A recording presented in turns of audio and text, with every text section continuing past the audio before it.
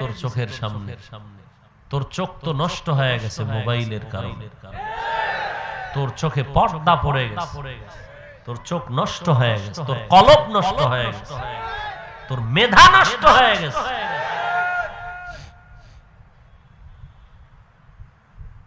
যদি মদিনাওয়ালার মোহাব্বত অন্তরে ঢুকায় রাখতি রে ভাই, তাহলে দাড়িটার মধ্যে আঘাত করে আমার নবীরে কষ্ট দিতি না রে উম্মত। যেই দাড়ি কাটাও হারাম, ছাটাও হারাম। কবিরা গুনাহ কেমন গুনাহ বলে, সেকেন্ডে সেকেন্ডে সেকেন্ডে 24টা ঘন্টা গুনাহ লেখা হয়। কয়টা গুনাহ বলে, গালের মধ্যে যতটা দাড়ি আছে ততটাই কবিরা গুনাহ।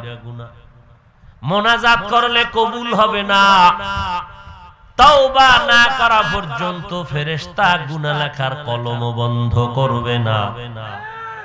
এরে নবীর উম্মতের দল, আমগো দাড়ির কারণে সম্মান কমে নাই।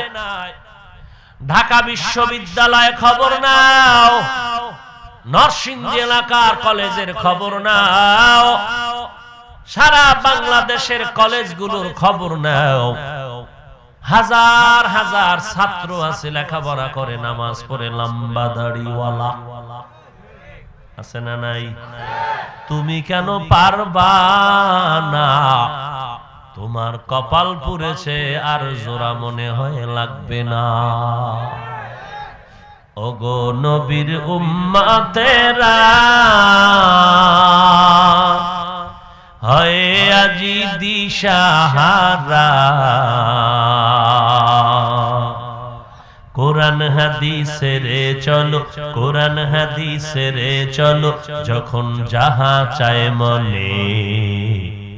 নবী বিনে কে তরবে পুলসিরাত মিজানে, নবী বিনে কে তরবে পুলসিরাত মিজানে।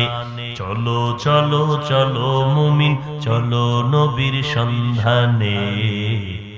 নবী বিনে কে তরবে পুলসিরাত মিজানে, নবী বিনে কে তরবে পুলসিরাত মিজানে। খারাপ লাগে? তা গান শোনো কেন মোবাইলে? মোবাইলে তো কোরআন তেলাওয়াত আছে, এগুলো কেন শুনো না? যেই তেলাওয়াত শুনতে গেলে মাঝে মাঝে দেখবি দিল নরম, চোখে পানি আসিয়া যায়। মোবাইলে বয়ান আছে, সেগুলো কেন শুনো না রে কপাল পরা যুবক?